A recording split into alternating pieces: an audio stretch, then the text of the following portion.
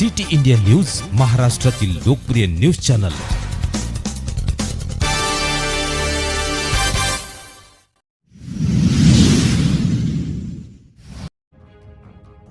निमतलाई येथे पट्टेधारकांना प्लॉट ताब्यात मिळण्यास विलंब।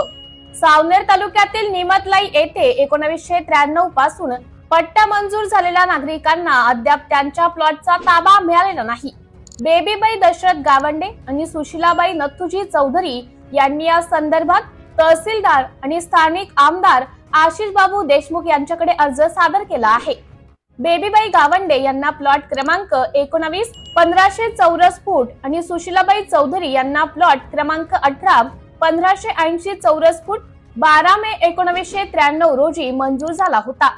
त्यांनी आवश्यक शुल्क भरून पट्टा मिळवला असला तरी 2025 उजाडले तरी अद्याप प्लॉटचा ताबा मिळालेला नाही। त्यामुळे त्यांनी तातडीने मोजणी करून प्लॉट प्रत्यक्ष ताब्यात देण्याची मागणी केली आहे। अर्जासोबत त्यांनी पैसे भरल्याची चलन झेरॉक्स प्रत व अन्य कागदपत्रे जोडली आहे। निमतलाई येथील इतरही नागरिकांना अशाच समस्येला सामोरे जावे लागत असल्याने या प्रकरणाकडे नागरिकांचं लक्ष लागले आहे। प्रशासनाने यावर लवकरात लवकर निर्णय घ्यावा अशी नागरिकांची मागणी आहे। सिटी इंडिया न्यूज साठी प्रतिनिधी नागपूर ग्रामीण जिल्हा राहुल कडू।